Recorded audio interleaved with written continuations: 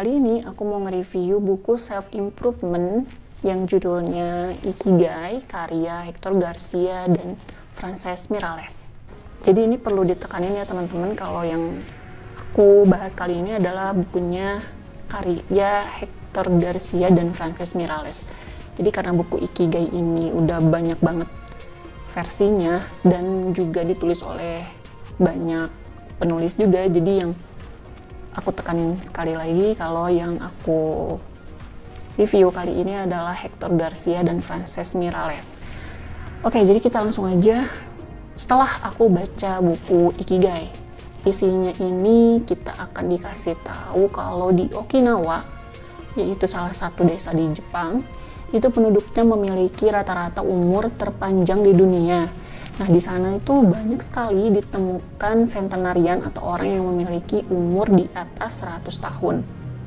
Nah, pada saat ditanya apa rahasia mereka oleh si Hector Garcia dan Frances Miralles ini, mereka itu mengatakan kalau mereka mengikuti Ikigai mereka. Nah, cuman yang jadi pertanyaan, Ikigai itu apa sih? Sesuai dengan judulnya yang ada di sini, Ikigai rahasia hidup bahagia dan panjang umur orang Jepang. Nah, menurut Hector dan Frances yang udah meneliti tentang Ikigai ini di Jepang, ini merupakan passion, tujuan hidup atau alasan hidup agar bisa berbahagia dengan tetap menyibukkan diri atau menjaga pikiran agar tetap aktif dan lain-lain. Cuman kalau menurut para centenarian Okinawa nih, Ikigai sendiri adalah alasan kita bangun di pagi hari. Jadi kita itu akan semangat sekali untuk bangun di pagi hari karena alasan tersebut gitu, dan alasan itulah menjadi Ikigainya mereka. Terus di buku ini juga dipaparkan banyak metode untuk mencapai Ikigai, jadi kayak metode tentang meditasi gitu, dan juga yang emang berbau kedokteran ya. Ini ada logoterapi yang pertama, terus yang kedua ada terapi Morita, yang ketiga ada meditasi naikan. Nah, masing-masing itu ada di sini penjelasannya, jadi lebih baik dibaca langsung aja, tapi aku udah tulis sedikit sih pengertiannya ya. Kalau logoterapi itu terapi untuk menemukan tujuan hidup. Nah, kalau terapi Morita itu terapi mengendalikan emosi. Kalau meditasi naikan itu terapi untuk meningkatkan rasa tanggung jawab diri gitu, atau juga bisa dengan mencari flow atau arus. Nah, sedangkan si flow atau arus ini sederhananya sih saat kita sudah terbenam dalam suatu kegiatan yang menjadi passion kita dan sampai kita lupa waktu, nah itulah kita udah mencapai Ikigai-nya kita gitu. Terus kita masuk ke reviewnya. Nah, aku tuh perlu baca buku ini tuh sampai 2 kali karena di awal-awal aku agak kesulitan mencari makna Ikigai sendiri, jadi kayak nggak fokus gitulah buat nyari Ikigai itu apa sih, Ikigai itu apa sih belum paham gitu. Dan pada saat ngebaca kedua kalinya aku baru paham kalau Ikigai ini secara sederhana bisa diartikan sebagai passion atau hal-hal yang kita tekuni sampai kita itu lupa waktu dan bisa bikin bahagia karena kita melakukan hal tersebut gitu.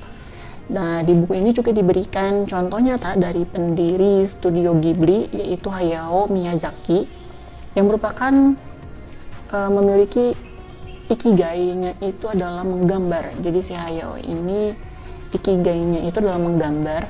Nah, pada saat dia memutuskan untuk pensiun, 1 hari sebelum hari pensiunnya itu dia tetap ngantor dan fokus menggambar karena memang itu sumber kebahagiaannya. Nah, kalau misalkan kita nih udah mengetahui Ikigai kita dan menjalaninya, kita itu nggak akan yang namanya ngerasa cemas atau mengeluh tentang hidup kita menurut Ikigai ini ya, menurut buku ini. Karena ya kita emang bahagia aja gitu ngejalaninnya.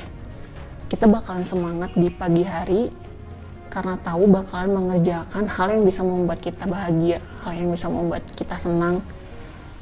Dan hal itu bisa bikin kita itu mudah tersenyum dan juga bisa menghindari stres.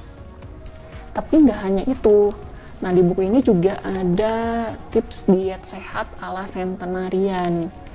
Terus juga ada kampanye untuk minum, nggak, bukan kampanye sih, tapi ini masuk ke tips hidup sehat.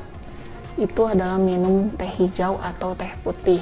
Dan ternyata setelah aku baca si Ikigai ini, kalau teh putih ini lebih banyak mengandung antioksidan dibandingkan dari teh hijau. Nah, ini aku langsung cari kalau di e-commerce asli. Dan selain itu juga ada macam-macam meditasi yang bisa dilakukan sebagai olahraga ringan, mulai dari tai chi, radio, taisu, qigong, yoga, dan shiatsu. Terus juga di sini juga dipaparkan manfaat dan cara melakukannya. Jadi kalau misalkan kalian nih punya bukunya, ini ada gambar-gambar untuk melakukan kayak gini, melakukan gerakan-gerakannya kayak gitu. Jadi semoga sehat selalu dan sampai jumpa di video selanjutnya. Bye bye.